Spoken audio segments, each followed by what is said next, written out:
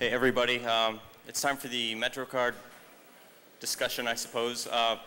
Red Balaclava is going to be speaking. He has one request, and that is if you are taping this or taking pictures or recording, if it goes on broadcast television, pixelate the voice and pixelate the face and change the voice. He's coming here shortly. He's hiding, apparently. And he'll be speaking from the middle of the room. And here he comes. Everybody, be happy.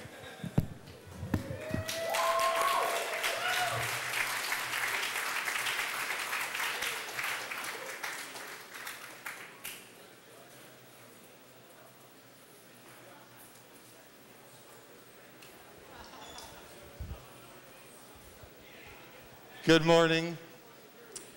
As you can tell, I'm Red Balaclava, so named for my face gear. I had heard that I was supposed to be the first speaker today, and when I heard that, I had also heard from Emmanuel Goldstein that we had a request from the Christian Broadcasting Network that we have services since it is the Lord's Day. So we're going to oblige them, brothers and sisters. And since this is the house of the Lord temporarily, I'd like to ask everybody wearing a cap, take it off. And it's just going to be a very, very short Bible reading from Revelation 13. Let me just get everything out.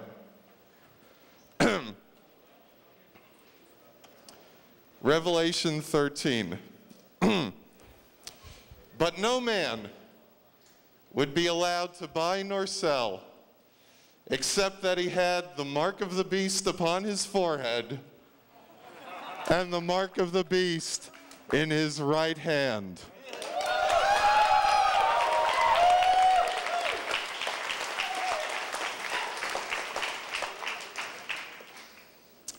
Thank you for coming to this Bible reading. Now on with my talk.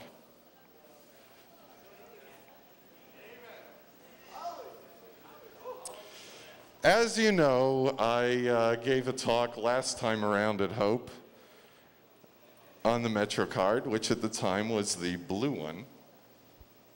And that went over well. And we knew a few things about it, and we had read an awful lot. But what we had read was mostly news items, not too much in the way of internal documents, even though some of you know that I would have some access to internal documents. Won't say how. Since then, we've managed to come across lots of interesting things and done a few mild, and I stress the word mild, experiments. Those of you who think that you're going to learn how to go home and learn how to make imitation Metrocards or learn how to put $15,000 on the Metrocard you have are really sorely mistaken. I know. Okay. The heart of the Metrocard is a U.S. patent. It happens to be number 5,298,726, issued March 29th of '94 to a man named Kenneth R. Aubrey, who probably works for Cubic. The title of the patent is Fair Card Read Writer, which overwrites oldest or invalid data. It's been assigned to Cubic Automatic Revenue Collection Group, which you know is the people that make Metrocard turnstiles and the Metrocard proper. It's really an ingenious system, and even though patents are pretty damn obtuse, and this one is no exception, if you listen carefully, and it is unfortunately much longer than I want to read, but I'm going to read it anyway. If you listen carefully, it comes out how ingenious this thing actually is. Abstract. An access control ticket having 3 fields of data. A first field of fixed data, a second field of variable data, and a third field of variable data I am not consistent, I have to say. Is read and information processed by a microprocessor. This tells us what we had suspected. Those of you who were at the first Hope remember Bill SF, the hacker who successfully, yeah, sure, give Bill a hand even though he's not here. He's one of the hackers who successfully defeated the BART, the Bay Area Rapid Transit card in San Francisco. Bill determined pretty quickly that it was 3 tracks on the Metrocard. Unlike your credit cards in your pocket, which only have 2 tracks, a Metrocard actually has 3. The only other device, access device, the only other card in common use with 3 tracks, airline tickets. This is why it's been so difficult for us to get our hands on a 3-track reader or a 3-track reader-writer. There aren't that many out there. You don't find them secondhand. I'm sure every third person in the audience has a discarded or even bought legitimately credit card reader which you've hooked up to your PC and look, or your oscilloscope and looked at. Those are easy to come by. 3 tracks, much more difficult. Back to the patent. The microprocessor determines the validity of information on the ticket data fields and which of the variable fields has older data. Writing only occurs on or over the variable field with the invalid or older data. Upon subsequent use, the ticket contains current access data, just written, and last previous access data, as well as fixed field data. This added data, past use, can be used for statistical analysis or other purposes. More importantly, the added data field reduces read-write reliability problems. One improperly written variable data field does not invalidate the ticket, only the last variable data entry. The microprocessor is programmed to overwrite invalid data in one of the variable data fields during the next use. Overall, a Metrocard tends to be self-correcting. If there's a minor error, it's no problem. If it's an error on not the data for your last use, but earlier use, it's still no problem. It only needs to know perfectly a few things. We're sure that all a turnstile needs to know is how much money is currently on the card, what the serial number is. That's what we know it has to know. We're pretty sure turnstile also has to know off a Metrocard its expiration date and its start date. This is what the turnstile has to know. There are 3 parts of this system. There's the turnstile, there's the booth computer and or area computer. I lumped them together because they're at the intermediate level for different purposes. And then there's the transit authority's mainframe. Back to the pen for a second. I'm almost done with this boring piece of, it's boring, but it gave us a lot of insight. Since the ticket still has the fixed data field, that's the serial number, that's the expiration date, still has the fixed data field and a prior use variable data field. That's the time you went through a turnstile. That's probably the place you went through a turnstile. That's how much was taken off, how much is on the card. Back to the patent. No human intervention, repair of access control devices for single failures, or new tickets are required. The location of variable use data can also be segregated from fixed data to further enhance reliability.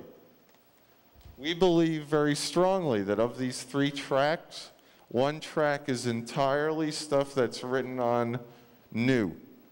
In other words, you wouldn't be able really to tell 2 cards from the same batch from one another, aside from the subtle things like the serial number is off slightly. All the things that change are in one track, actually the number 3 track. Last couple lines of the patent. The reduction in failures and tolerance of single non-recurring errors allows handheld swipe-type read writers to be utilized for mass transit applications.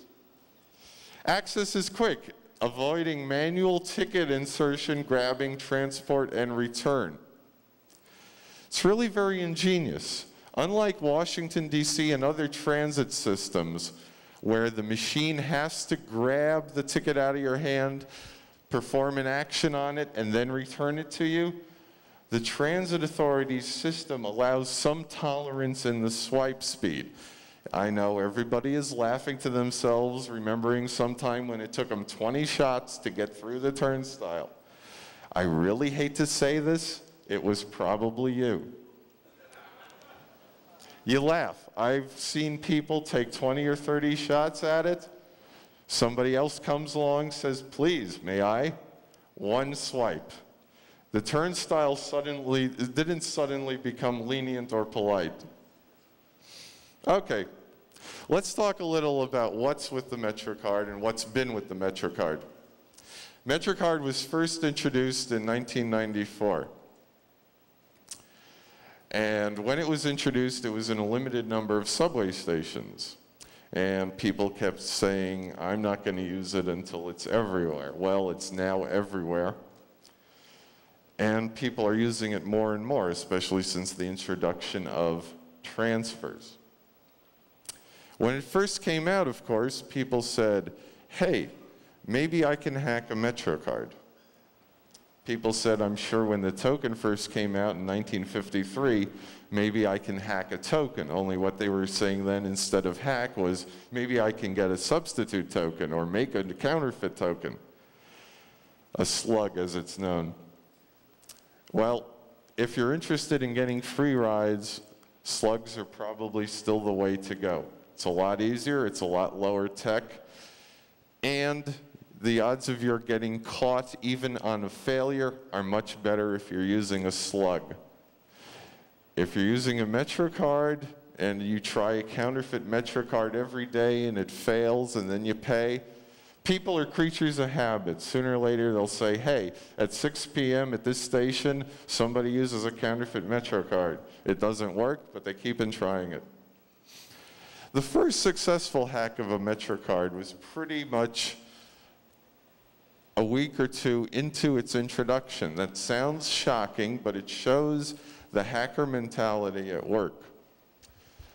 I don't know the person who did it. I don't know his name. I don't know if at all he was a hacker or called himself one, but the hacker mentality was evident in this man. He ended up being arrested without a successful use. Well, let me rephrase that.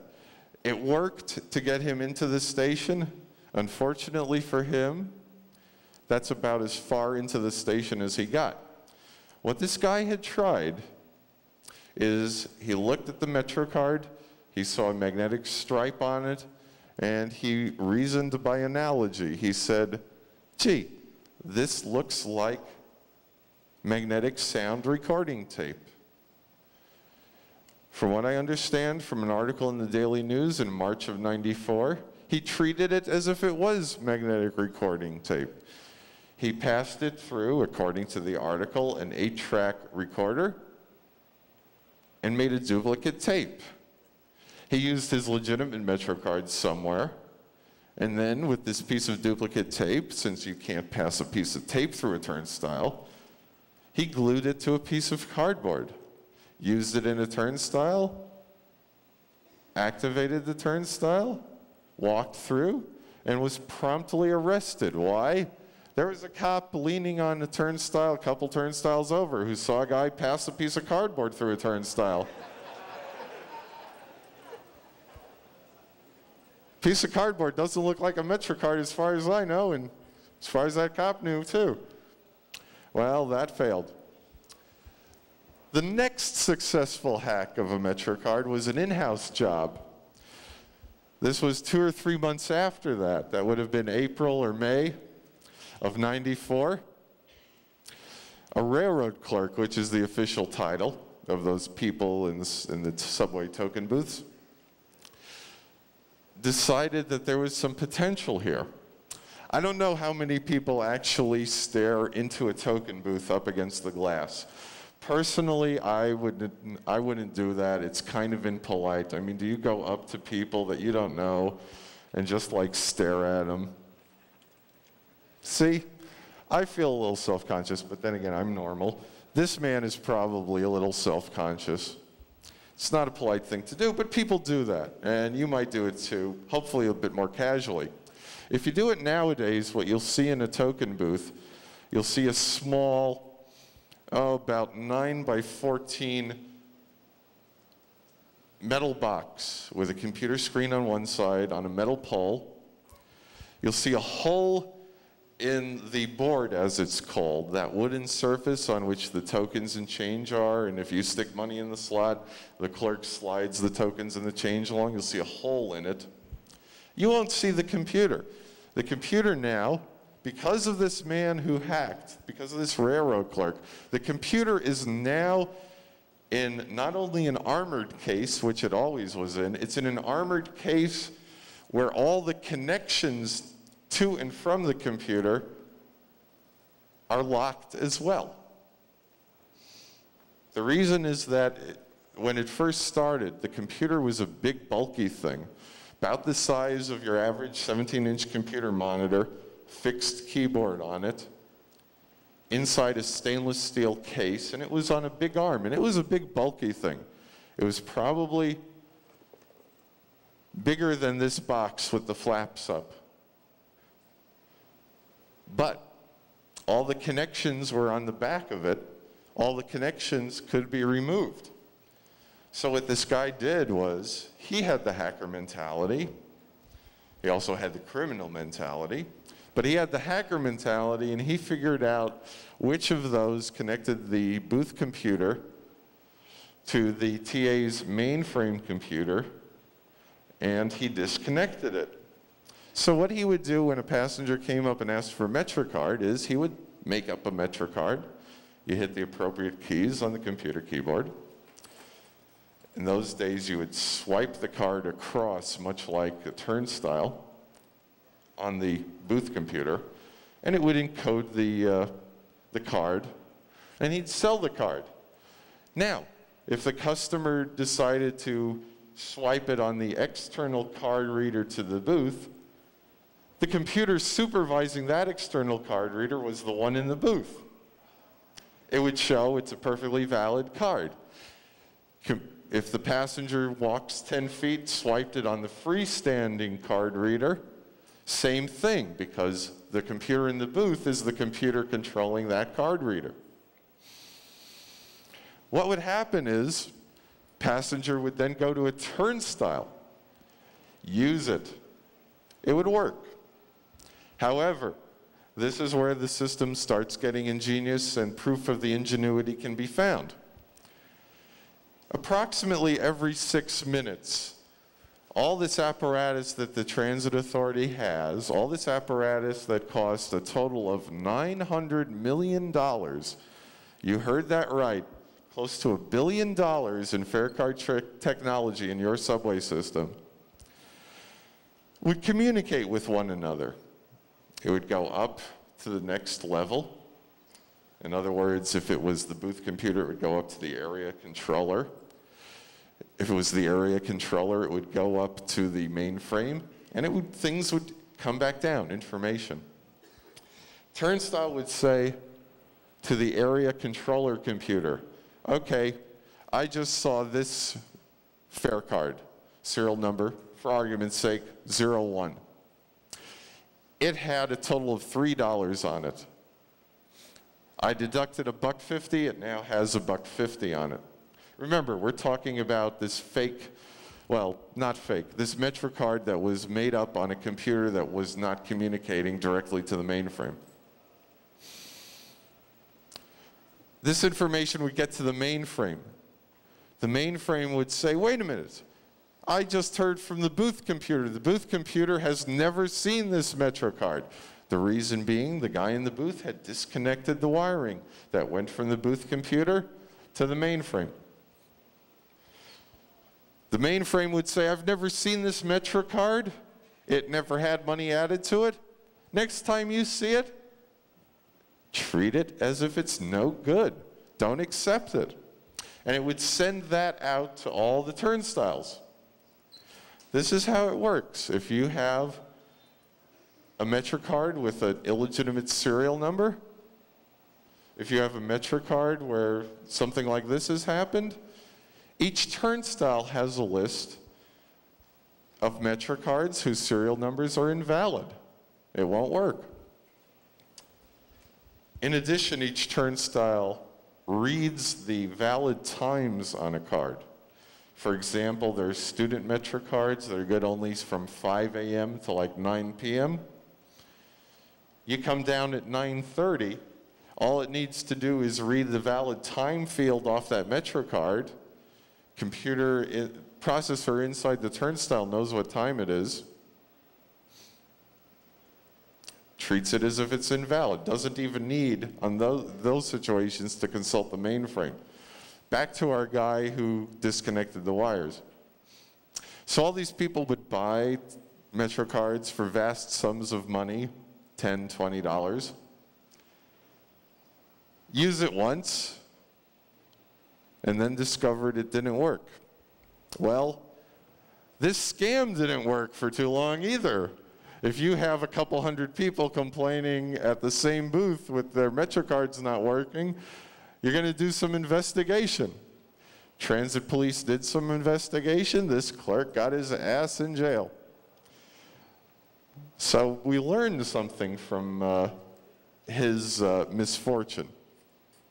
We learned that that's not the way to hack a Metrocard. There has to be a better way. Well, it turns out there aren't better ways. Hacking a Metrocard can be done. It can be done in at least two ways that we know of, one of which is duplicated on magnetic recording tape of some sort. The other way is make up a card on the token booth computer or a facsimile thereof. Facsimile thereofs are tough to come by because you need a track 3 reader-writer. You have to write to the one track that we know is written to. But even then you start having problems because what's going to happen? If you make up a fake serial number, it might be legitimate, but you're going to get one use out of it.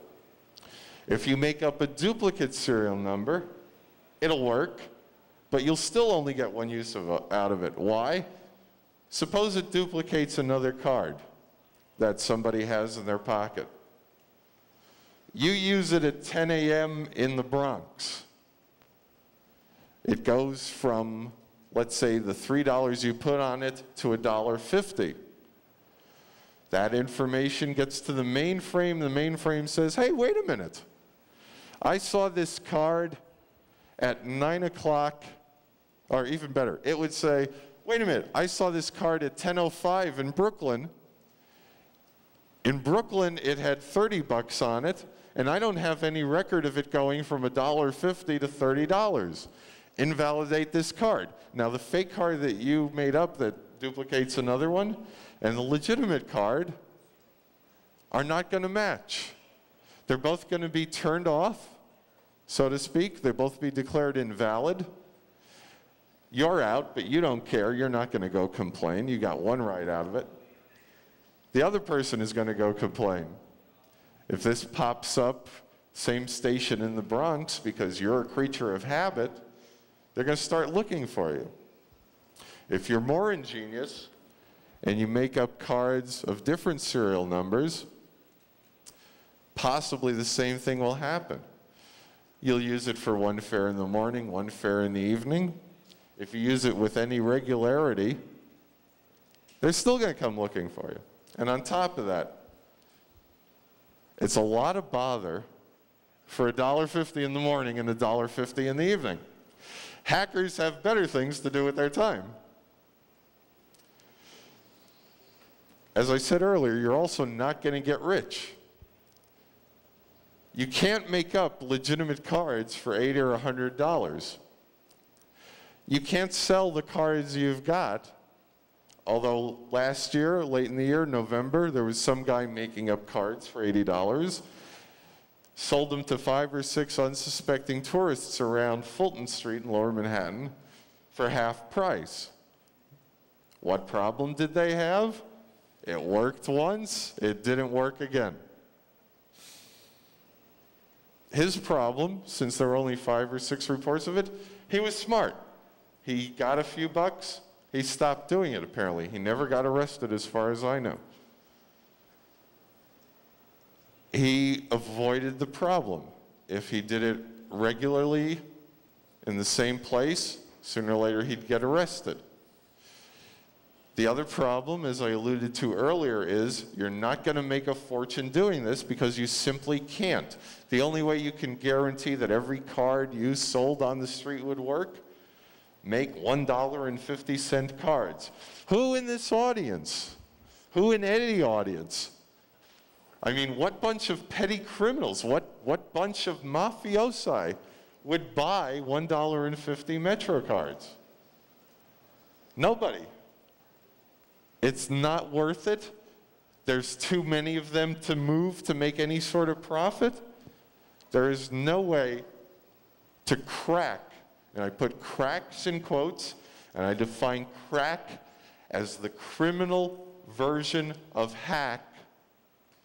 There is no way to crack Metrocard. It is a sloppy system. It is an expensive system. But surprisingly, it is a good system for what it attempts to do. It takes fares off. It adjusts for people who are entitled to ride free, for people who are entitled to ride at half price. People don't know this, but every weekend for the first year and a half of its existence, it actually adjusted for people to ride off-peak for a discount. If you rode on weekends once a month, the first year that it was in effect, the $1.25 fare, it only took $1.20 off. So we know that discounts are possible on the purchase end, on the end where, or shall I say better, the sales end, or even better, the fare collection end. Discounts are possible on the fare collection end, where it hits the turnstiles. Supposedly, the Transit Authority, starting this January, is going to give discounts at the purchase end, in the token booth. If you put more than 10 rides, the current cost of which at $1.50 a ride is $15, if you put 10 rides on your card, somehow your card will end up with 11 rides on it. How this is going to be done, we don't quite know yet. We presume it's possible. However, every method we've come up with to do this has a small hole in it. So we don't know for sure how this is going to be done. We're going to take the TA at their word for it for now. What else about Metrocards? Okay. Back to the Bible and that little reading that we had this morning. One of the interesting things about Metrocard, well, let's take this from another approach. The man that runs the organization known as Voters Telecommunications Watch, who I believe is speaking in half an hour, a man by the name of Shabir Safdar, said to me after my talk at Hope in '94, hey, I don't like Metrocards because what's going to happen is the Transit Authority is going to trace people with these. I looked at him and I said, you're crazy. You can go to any booth in the subway system and buy a Metrocard. You could be out with your girlfriend riding around in your car someplace that you're never on in the subway, like the Bronx, like Brooklyn, whatever. For my argument's sakes, I'll say Brooklyn because I'm almost never there. I'm riding around in Brooklyn. I'm never there on the subway. I buy a Metrocard from there and I use it to go from Manhattan to the Bronx. How's the TA going to trace it back to me? It's a cash transaction. It's anonymous. He said, mark my words, they're going to do it. Well, they're not quite there yet, but they're getting warmer.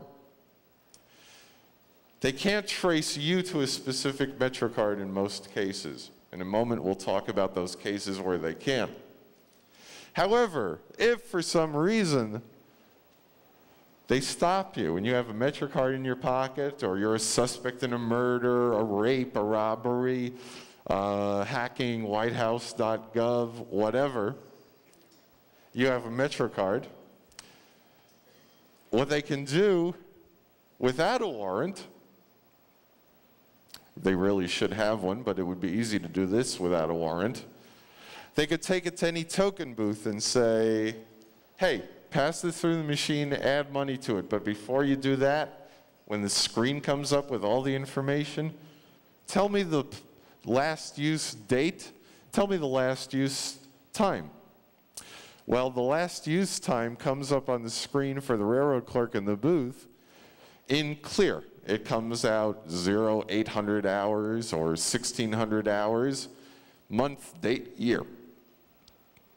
It's not so easy with last use place. It comes out as either bus or subway, then parentheses, and then there's 4 digits, and it's some sort of code. We have yet to crack the code for the buses. We have the code for buses going northbound and buses going southbound. They're not the same on the same bus line. We do have a partial crack of the code for subways. We know that if you are riding the N or the R train and you get on somewhere between 59th and Lexington and Whitehall Street, your card will say something between last use place, subway, 15XX, where XX is 00, and 1530. And an interesting thing is, how many token booths do you think there are between Whitehall Street and 59th and Lexington? Oh yeah, lots of smart people here. You're right, 30. So, it gets more interesting.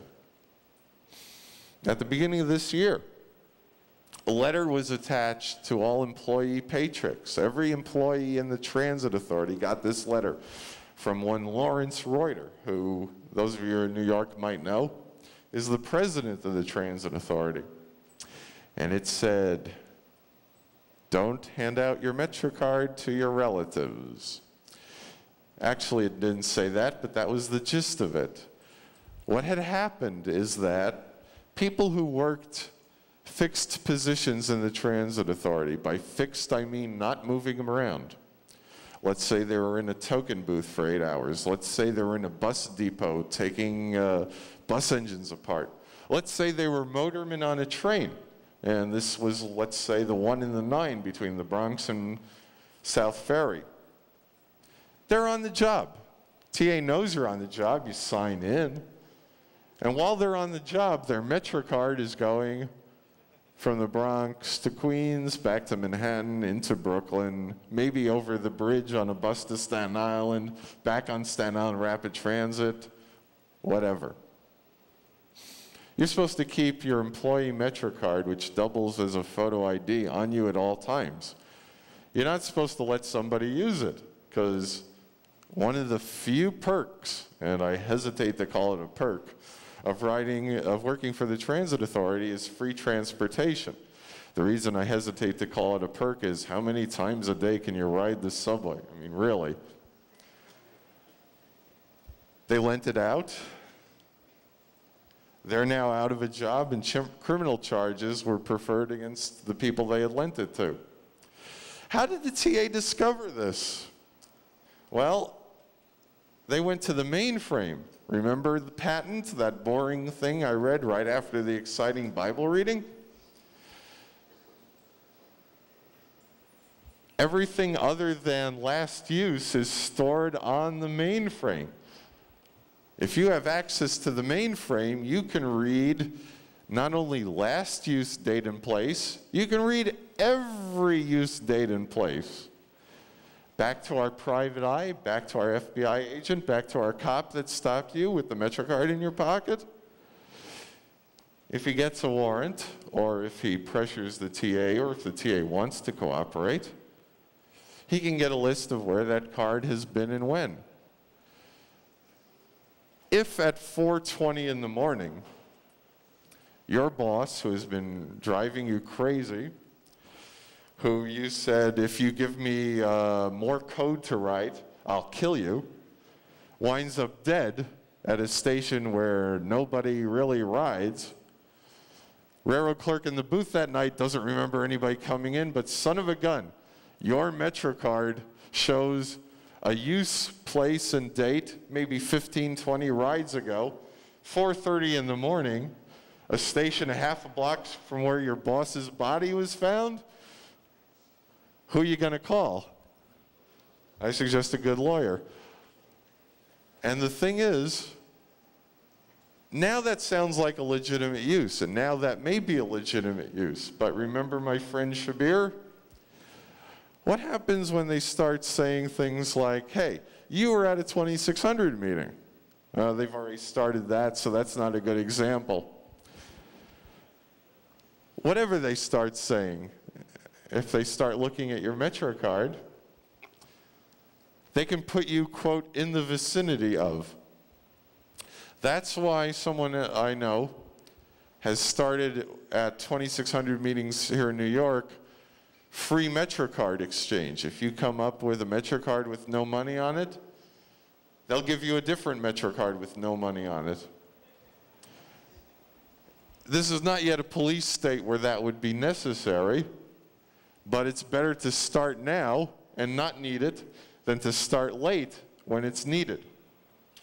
I was going to say what else they do with cards along this path. Some of you may know, if you are a monthly Metro North or Long Island Railroad commuter, you can get a monthly Metro North or Long Island Railroad pass. These are color-coded. You flash them to the conductor on the train. You pay by check.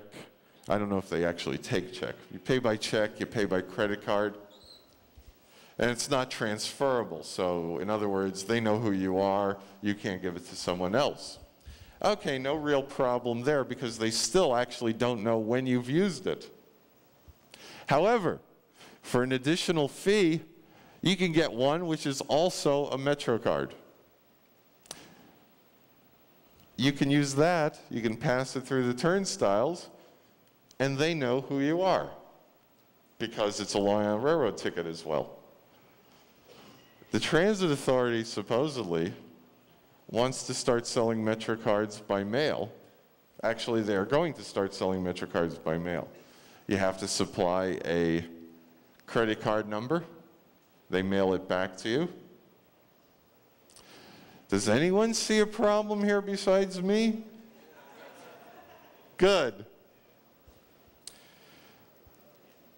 That's going to be it for Metrocards, and I'm going to take questions in a couple of minutes. However, I am going to change the subject somewhat because I promised a couple of reporters that I would, and I didn't tell them on what topic.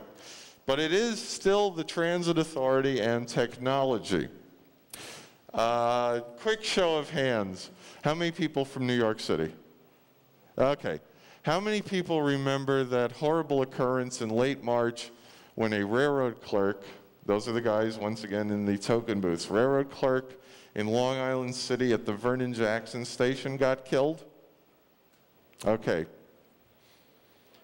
It's possible that this man was killed partially through high technology.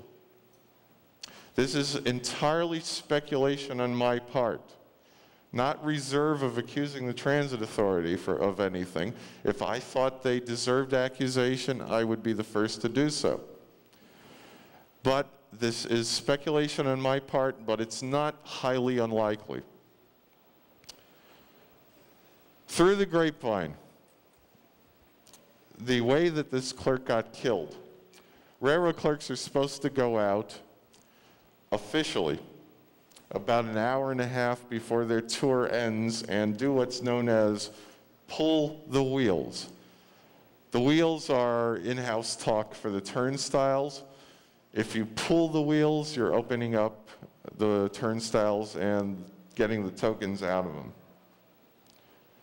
Apparently, this clerk went out to pull the wheels. He was the night clerk. He went out like 4:30 in the morning.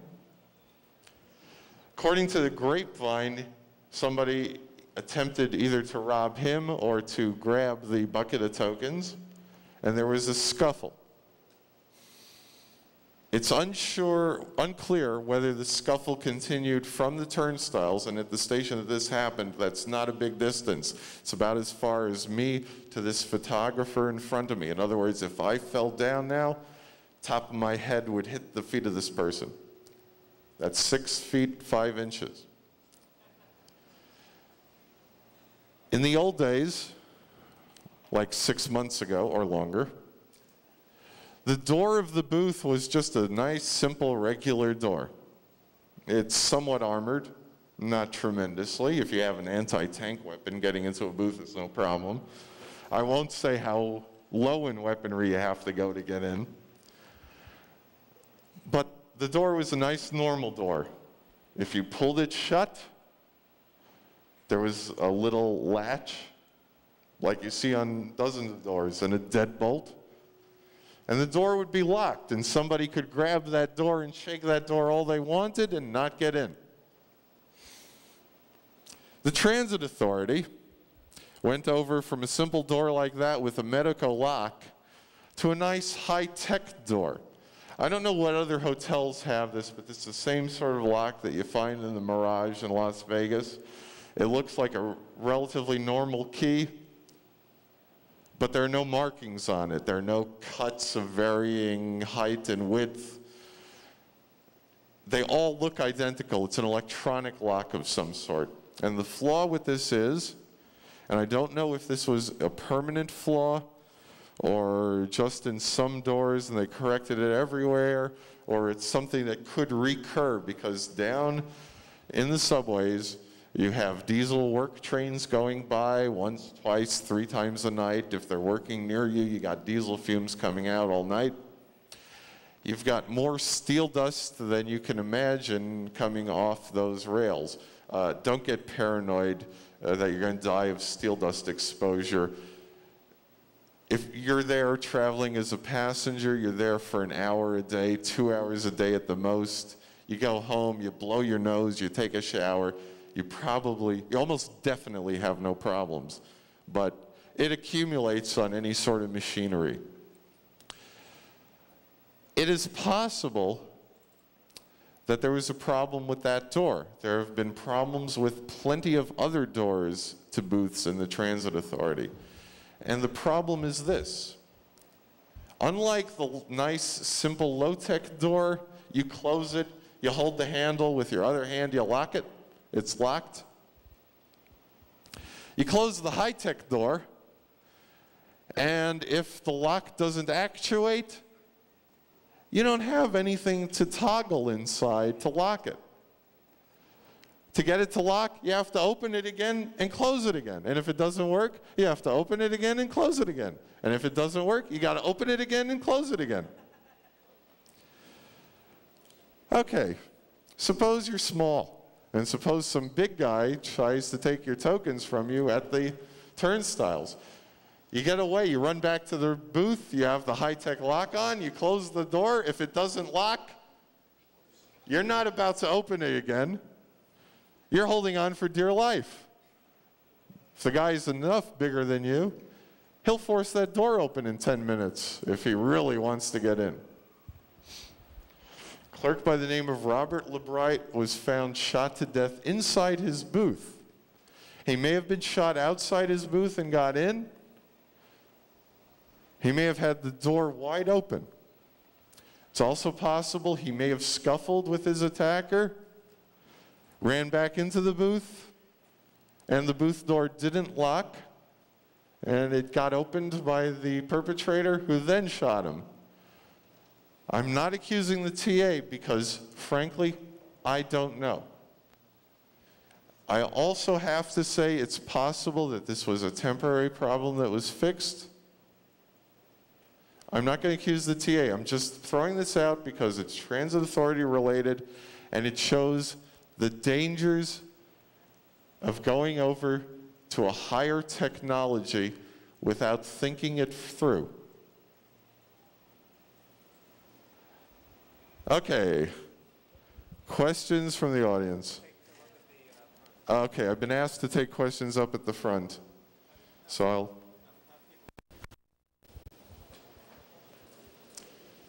Okay, we'll go from left to right. First person, hi. Hi. Question. You mentioned the 6 minutes of, every 6 minutes the turnstile computer is talking to the mainframe computer. Every 6 minutes we know it talks to the next level up. Okay. Okay, we don't know if it's directly to the mainframe. We strongly suggest it doesn't upload to the mainframe directly. We strongly suspect that it downloads from the mainframe directly to the turnstile. How about on the buses? How does that work? Oh, buses, yeah, that's a good question. How do buses work? And no, they don't have very long invisible cables.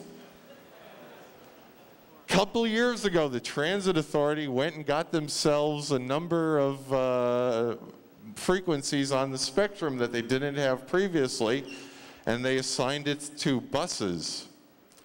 We couldn't figure out why, because every bus had a radio, well, not every bus had an individual radio frequency, but they had enough frequencies for buses. And since then, we've, actually I know someone who has listened. It's definitely a data stream. It comes off the bus about once every 10 minutes. And there are occasional other data streams floating around. We don't know where. We presume it's out of J Street, TA headquarters, for the buses.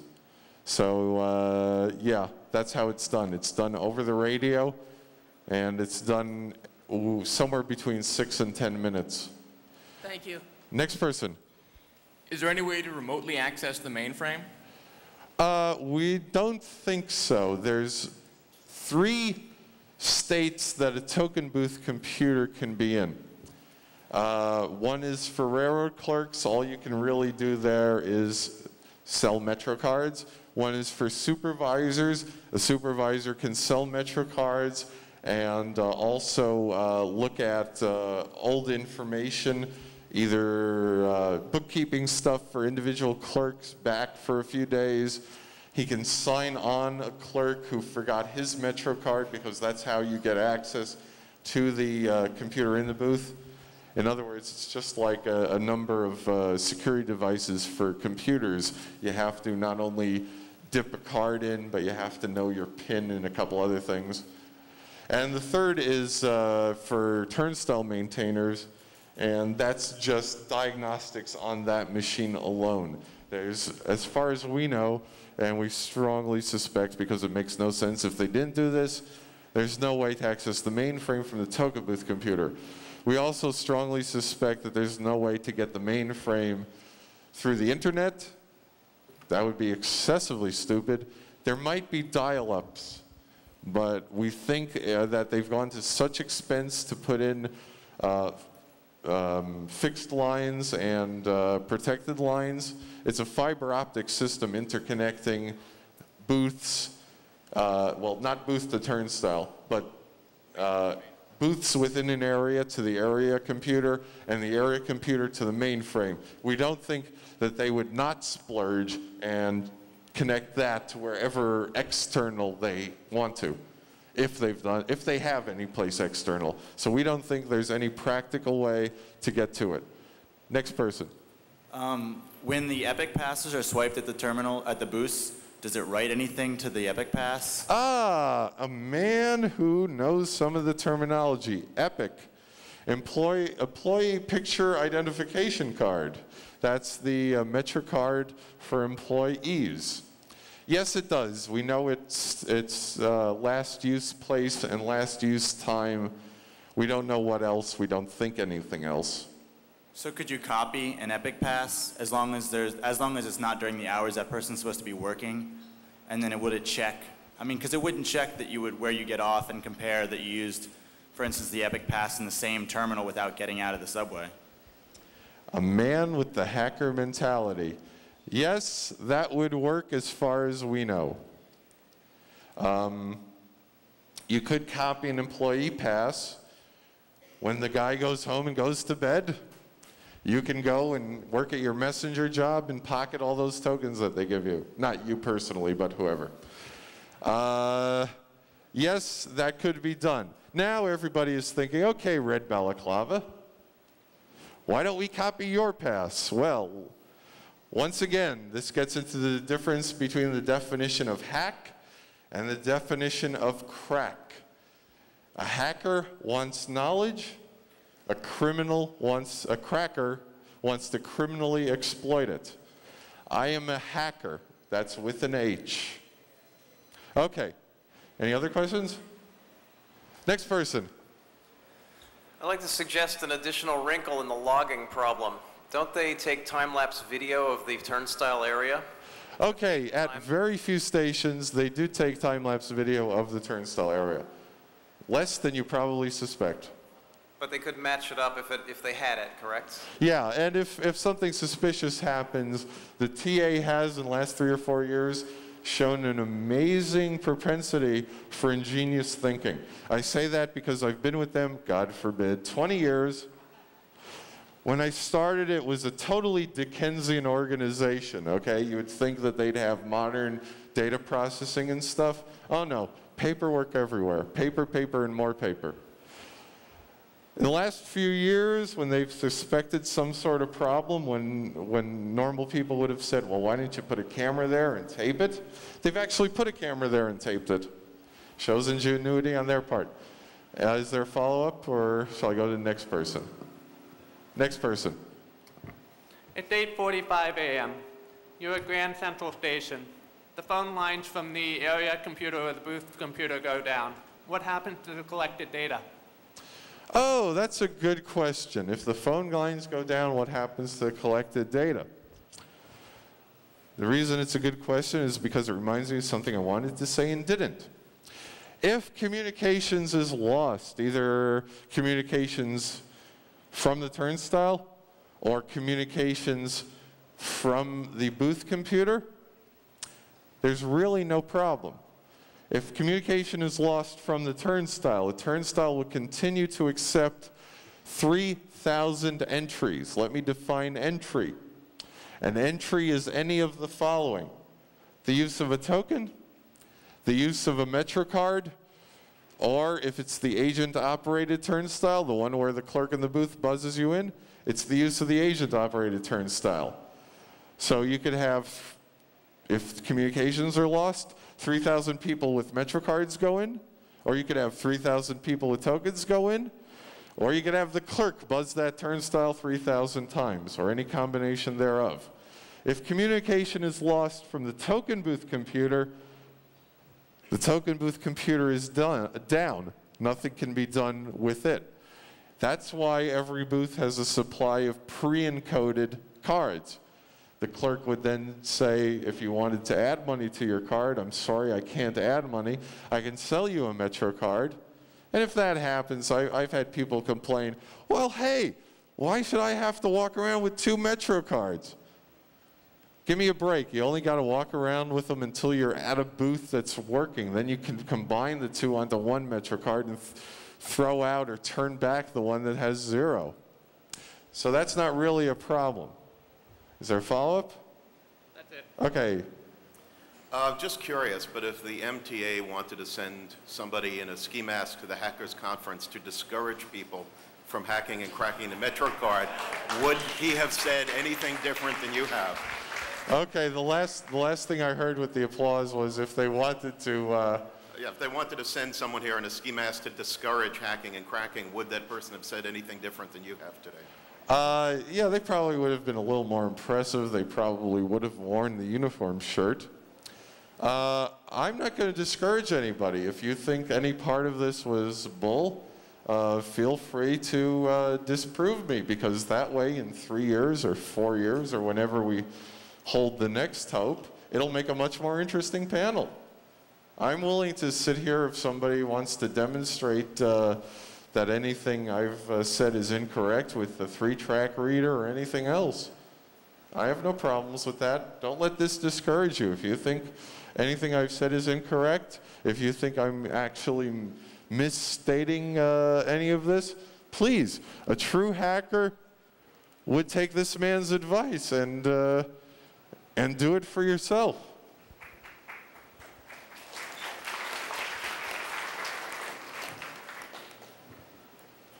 Do you want this? Okay, let's go back to the left. All right, I'm just curious about serial numbers. Is there any difference in the beginning of the serial numbers with the transit authority, federal workers, or with normal cards? We're talking about serial numbers on the... Oh, that's a good question. Serial numbers on the Metrocard. For those of you who have seen a Metrocard, you know that... Somebody stole mine. No, only kidding. You know that on the back,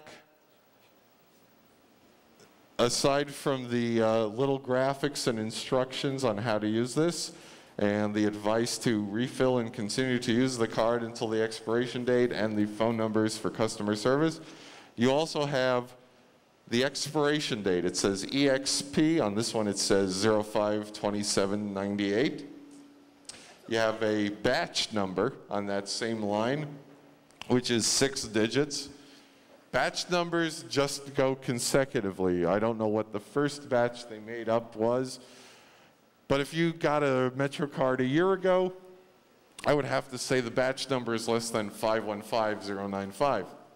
And underneath that, there's a 10-digit serial number. This serial number happens to be 00407-14259. I don't know if there's a difference in serial numbers between types of cards. That's a very interesting idea in seeing if there's some sort of code that matches serial numbers with batch numbers or with type of card. That is an avenue I did not consider. Next person. Hello? Yeah, yesterday when I left the conference, I went into the subway and I swiped the card, and there's nothing wrong with it because I've been using it for weeks, and it wouldn't work. After like 20 tries, I went up to the booth and I swiped it through the little thing they have there, and it came up fine. And the token booth clerk wound up giving me another card. What happened is what you want to know? What? You want to know what happened? Yeah. Right? Okay. Okay, that's a simple mechanical problem. There was probably dirt, dust, steel dust in the turnstile you were at. It's I not... tried it at like 3 different turnstiles before going back. Okay. The other possibility is that there was a minor error on your card which prevented it from being read, but did not prevent enough information from being gotten off your card so that the clerk in the booth could use the token booth computer in the booth to determine the proper value on the card and give you a substitute. Okay. Okay, next person. One thing you mentioned was that this system handles single-bit errors. That's a very interesting statement given modern error correction codes, powerful computers, that sort of thing. And the other thing to always keep in mind is that the guys who design these systems are somewhat fairly ignorant. So single-bit compute, there's a few things we do know. Well, let me interrupt you. I don't think I used the word single bit unless I read it off the patent. I'll check. Continue, please. If you've got a 3-track system, it's fairly easy to see a simple single-bit error detection method where just all 3 tracks are duped, and that's their idea of error correction codes. Of course, a guy like Mudge would probably die laughing, but it leads one to a whole line of exploration. One is to try and destroy an entire track on a card and see if it still reads and then recorrects itself. That's right then and there, that all of a sudden tells you a lot about how the data are formatted and what the approaches they took. Okay, that's another good question, mostly because it reminds me of something I wanted to say. First, as an aside, the patent doesn't say anything about single bit. It says single error. It may or may not be single bit. Secondly, what happens if you start screwing around with the magnetic stripe? I've done that. I've screwed around with the magnetic stripe. You get all sorts of interesting things. If you scratch it, but not too much, it will sometimes read it perfectly. Sometimes it will read a different serial number on the card, but the card will still be usable. Let me throw a caveat in. I'm not a rich person, so I only put very small amounts on the card, but I was able to transfer these amounts to a different card. Sometimes, as I said, it would read a different serial number, a different type of card. I have yet to find a method of punching holes or scratching the magnetic stripe where it would change the amount of money on the card. And I have done less destruction of the magnetic stripe on cards that had money on it than on cards that were blank. So I don't know about how much destruction you have to do that to a card with money. Well, follow up? Well, what I was thinking is that if they've done something fairly stupid like this 3-track, just duping all 3 tracks to look for single errors, then what that means is you can use like 2-track writers to just write 2 tracks, and you can override their system. And now, I mean, if that's their error correction system, you own them. You know. Yeah, it might be, but you know, you have to find that one out. Yeah, we think that it's being written to all 3 tracks because cards that are heavily used have markings along all 3 tracks, and they are not identical. That's not necessarily indicative. I can immediately think of ways where that would happen, and yet your speculation that all 3 tracks are identical would be true. You're right. That is another avenue that we had not given a lot of thought to that should certainly be explored. I mean, all of a sudden that means we can use our off-the-shelf technology. Not necessarily. Not necessarily. Right, yeah. But possibly. Possibly. Next person. I have an observation and 2 questions for you. It's regarding not the New York subway, but the Boston subway. And first of all, the Boston subway is not a debit card. You pay once and $27, it's a monthly thing. However, they've had a catastrophic security failure is that old passes still work. They work fairly randomly. The turnstiles that they work in change on a day-to-day basis. However, this June 1995 card has worked since June of 1995.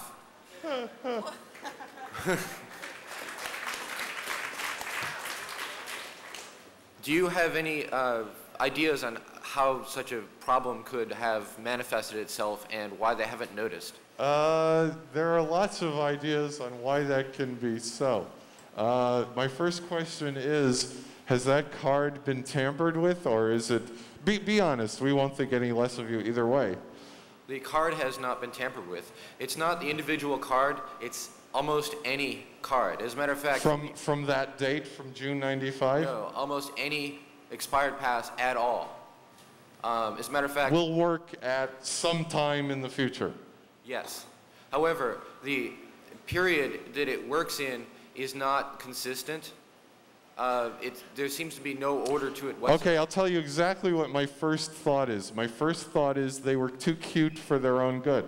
In other words, they have some sort of system in which they said, okay, on January 1st, 2001, 1101, we will make every card where the first digit is 3 and whatever digit is whatever work for that month.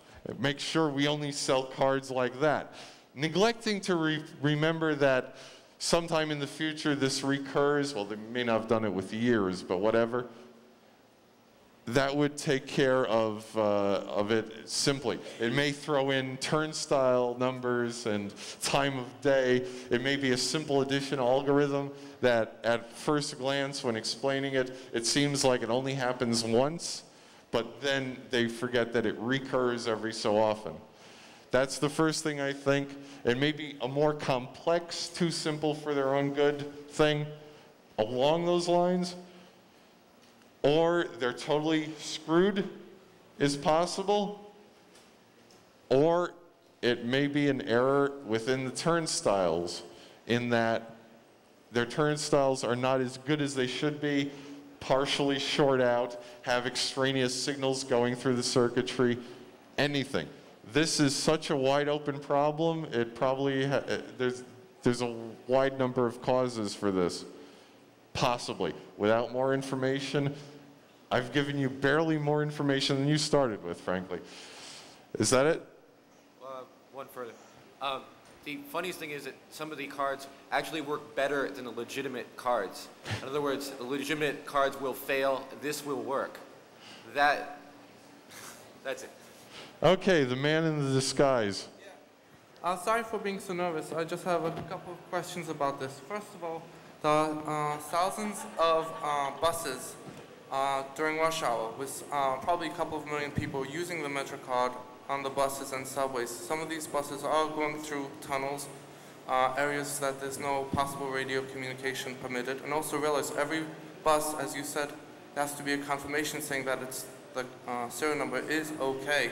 So perhaps either that there is some other system going on, or that maybe it's possible to just essentially send a radio broadcast saying, or whatever microwave frequency, saying that every card is okay, and overloading, telling each bus whether it gets a wrong Metrocard or right Metrocard. Okay. There's a lot of questions and ideas in there, so let me handle a couple of them.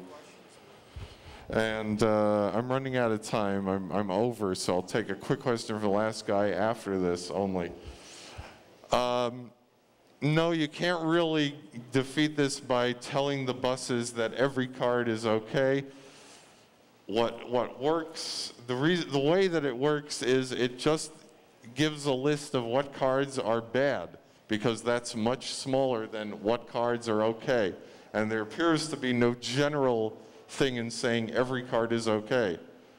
It makes no sense, because immediately you're going to get cards in manufacture even which are no good, so you'd have to make that known to the turnstiles or to the bus fare boxes.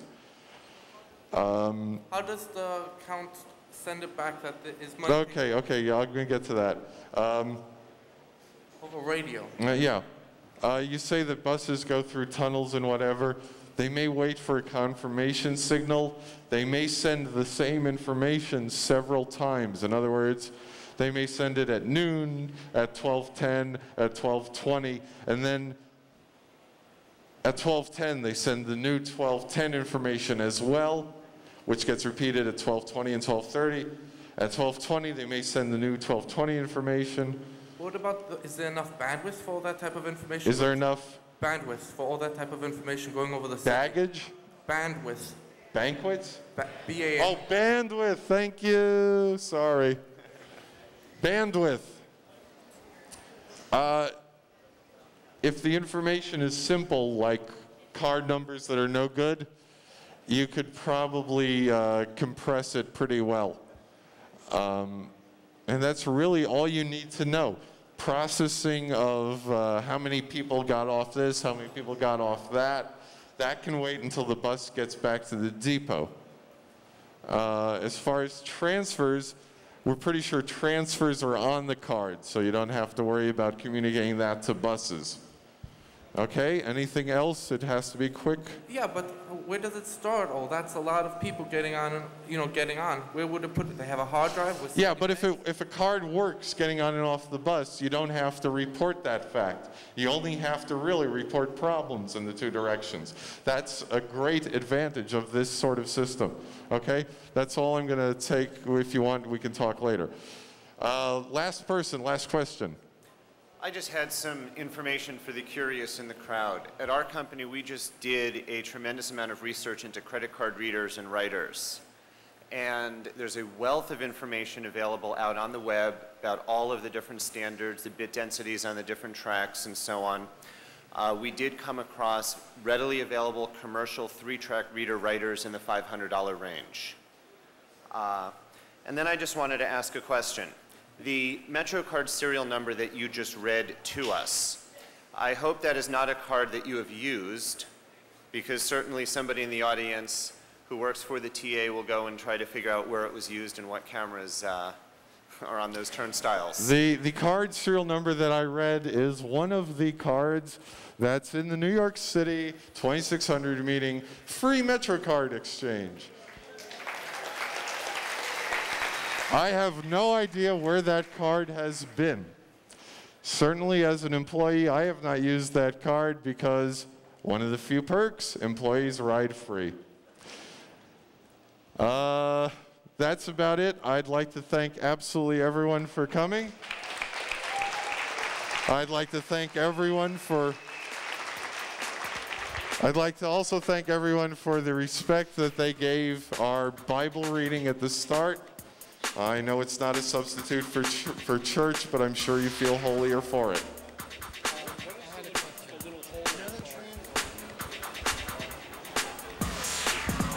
All right, folks, if you stick around, we have another panel on dangerous legislation coming right up next. So hang out for a little bit. We'll get that set up for you right away.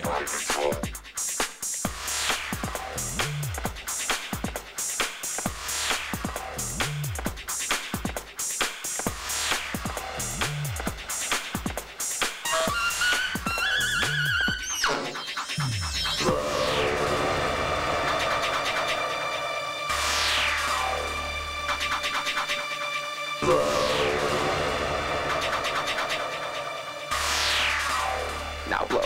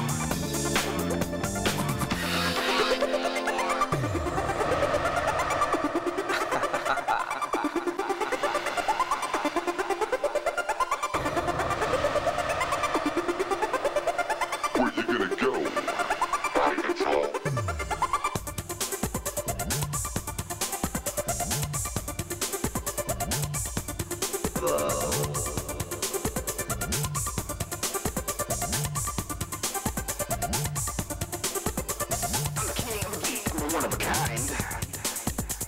I'm the king of the beat, Mac Daddy of the mind. I'm the king of the beat, I'm the one of a kind. I'm the king of the beat, I'm the king of the beat. Blowing my knees, I'll be blowing your mind.